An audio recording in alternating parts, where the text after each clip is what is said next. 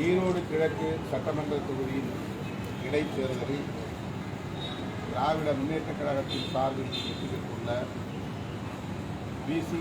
சந்திரகுமார் அவர்களின் பதவியேற்பு நிகழ்வில் கூட்டணி கட்சி என்கிற முறையில் விடுக்கப்பட்ட அழைப்பை ஏற்று நானும் பங்கேற்றேன். வெற்றி பெற்ற வி.சி. சந்திரகுமார் அவர்களுக்கு விடுதலை சிறுத்தைகள் கட்சியின் சார்பில் எனது வாழ்த்துக்களை தெரிவிக்கிறேன். ஈரோடு கிழக்கு சட்டமன்ற தொகுதியில் திராவிட முன்னேற்றக் கழகம் பெற்றுள்ள வாக்குகள் இந்த மாநிலம் தமிழ்நாடு பெரியாரின் சமூக நீதி அரசியலுக்கான தேசம் என்பதை மேலுறுதி செய்யும் வகையில் அமைந்திருக்கிறது. பகுத்தறிவு பகலவன் தந்தை பெரியார் அவர்களை தமிழுக்கும் தமிழர்களுக்கும் தமிழ்நாட்டுக்கும் எதிரானவர் என்ற வகையில் திரிபுவாதம் செய்கிற சதி அரசியலை சங் பரிவார் சிம்பல் இன்றைக்கு உயர்த்தி பிடிக்கிறது.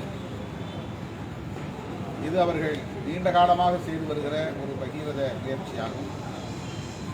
பெரியார் என்கிற அடையாளத்தை சிதைத்து விட்டால் திராவிட அரசியலின்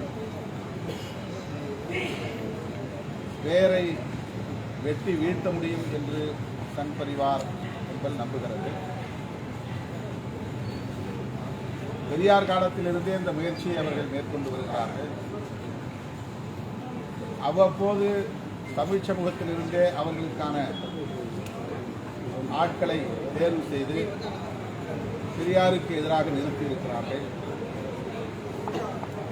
ஒவ்வொரு சந்தர்ப்பத்திலும் அவர்கள் மூக்குடைப்பட்டு அவமானப்பட்டார்களே தவிர அவர்களால் பெரியாரை வெல்ல முடியவில்லை. பெரியார் பேசும் அரசியல் பெரியாருக்கு முன்பிருந்தே தமிழகத்தில் வேரூன்றியது என்பதை சங்க பரிவாரம் இன்னும் புரிந்து கொள்ளவில்லை. பண்டிதர் அயோத்திதாசர், ரெட்டமலை சீனிவாசன் போன்றோர் காலத்திலிருந்தே ஆரியத்திற்கு எதிரான திராவிட அரசியல் வெகுவாக வலுவாக பேசப்பட்டிருக்கிறது. அந்த அரசியலின் தொடர்ச்சியாகத்தான் தந்தை பெரியார் இந்த மண்ணில் விஸ்வரூபம் எடுத்தார். அவரை வீழ்த்த வேண்டும் என்பதற்காக ஒவ்வொரு சந்தர்ப்பத்திலும் அவர்கள் எடுத்த முயற்சி சதி முயற்சி முறியடிக்கப்பட்டிருக்கிறது. இந்த தேர்தலிலும் அந்த சதி முயற்சி முறியடிக்கப்பட்டது. ஆண்ட கட்சி, வலுவான எதிர்க்கட்சி அதிமுக அந்த தொகுதியில் போட்டியிடாமல் பின்வாங்கியதற்கு சங் பரிவார்களின் சூழ்ச்சிதான் காரணம் என்பதை அறிய முடிகிறது. அவர்கள் எல்லோரும் கூட்டு சேர்ந்து திமுகவை எதிர்த்திருக்கிற அரசியல் கட்சியா என்று விவாதத்தை நகர்த்தினார்கள். ஆனால் அதில் அவர்களால் வெற்றி பெற முடியவில்லை. அவர்கள் செய்த மறைமுக கூட்டணி அம்பலப்பட்டிருக்கிறது. அதில் அவர்கள் மூக்குடைப்பட்டு இருக்கிறார்கள். ஈரோடு கிழக்கு சட்டமன்ற தொகுதியை சார்ந்த அதிமுக வாக்காளர்களும் கூட அந்த அரசியலுக்கு எதிராக நின்றிருக்கிறார்கள் என்பதுதான் தேர்தல் முடிவுகளில் இருந்து தெரிய வருகிறது.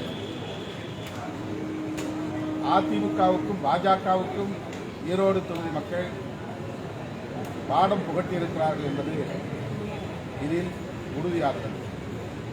ஆகவே பெரியார் அரசியலை இந்த மண்ணில் எவராலும் அசைத்து பார்க்க முடியாது. அது சமூக நீதி அரசியல், அது புரட்சியாளர் அம்பேத்கரின் அரசியல், அது பண்டிதர் அயோத்திதாசரின் அரசியல், ஆரியத்திற்கு சங் பரிவார்களின் கருத்தியலுக்கு எதிரான அரசியல் என்பதை பாஜக, சங் பரிவார் சக்திகள் புரிந்து கொள்ள வேண்டும் என்று இந்த நேரத்தில் நான் பதிவு செய்ய விரும்புகிறேன். அடுத்து மாண்புமிகு முதல்வர் அவர்களை சந்தித்து 4 முக்கியமான கோரிக்கைகள் அடங்கிய மனு ஒன்றை விடுதலை சிறுத்தைகள் கட்சியின் சார்பில் வழங்கியிருக்கிறோம். அதில் முக்கியமாக வேங்கை வயல் வழக்கு தொடர்பாக சிபிசிஐடி தாக்கல் செய்துள்ள குற்றப்பத்திரிகை இறுதியானதல்ல. பாதிக்கப்பட்ட மக்களுக்கு எதிராகவே அந்த குற்றப்பத்திரிகை அமைந்திருக்கிறது என்கிற வலி அக்கிராமத்து மக்களுக்கு பெருமளவில் ஏற்பட்டிருக்கிறது.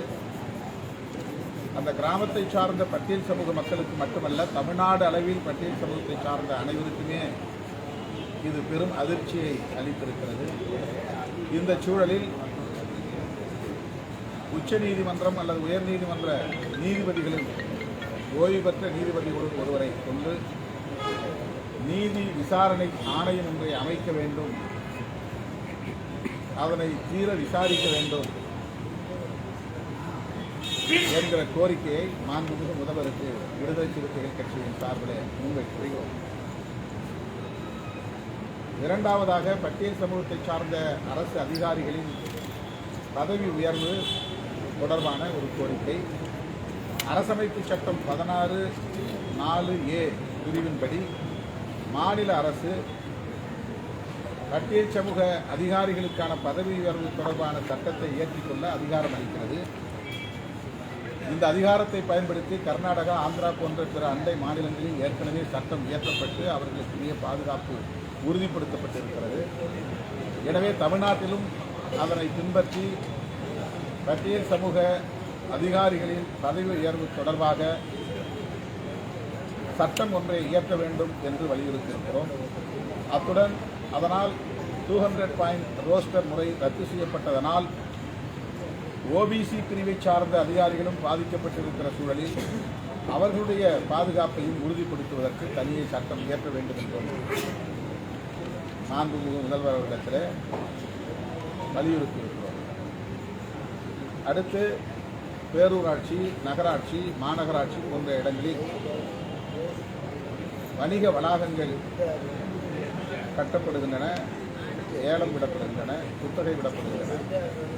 அவற்றில் பட்டியல் சமூகத்தை சார்ந்தவர்கள், பழங்குடி சமூகத்தை சார்ந்தவர்கள் பங்கேற்க முடியாத நிலை இருக்கிறது. எனவே பட்டியல் மற்றும் பழங்குடி சமூகத்தை சார்ந்த